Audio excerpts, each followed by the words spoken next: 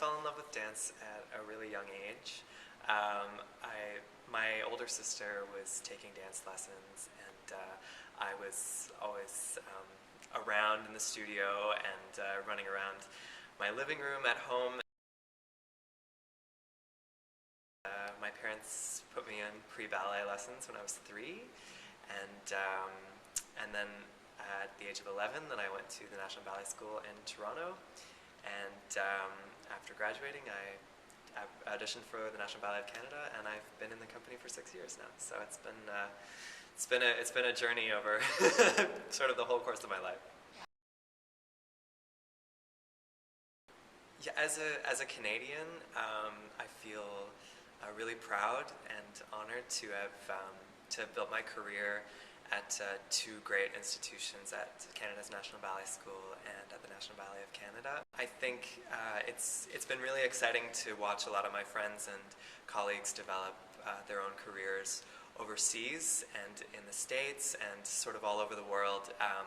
But I do think there is also something really special about developing homegrown talent and sort of representing my country and my school and my company, and I hope that I've been able to do that in ways over the last several years.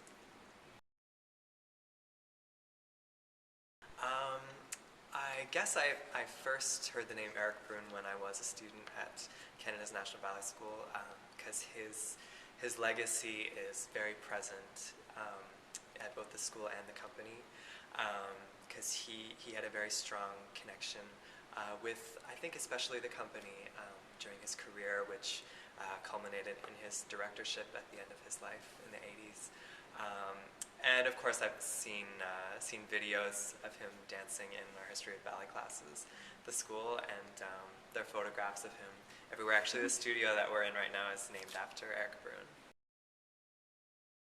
In choreographing the new work for the Eric Bruhn competition, I'd say my biggest inspiration has been the 2 dancers that are going to represent the National Ballet.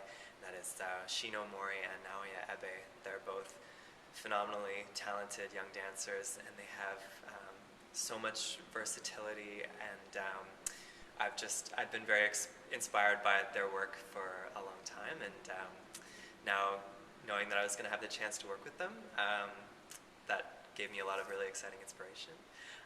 But then thinking about that, then I drew inspiration from the piece of music that I chose, which is the Halverson Passacaglia for violin and cello, which is a really thrilling work.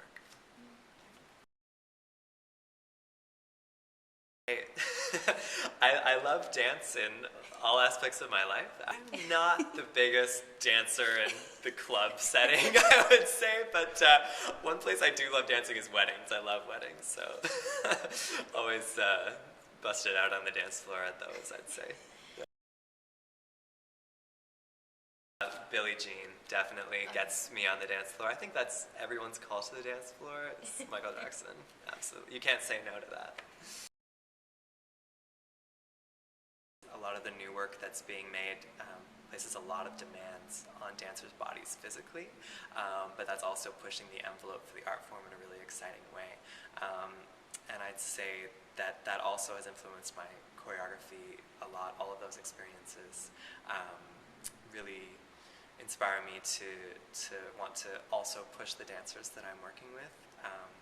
So it's a physically grueling industry, but a really, really rewarding one, and it's an art form that I think is just so beautiful and really important.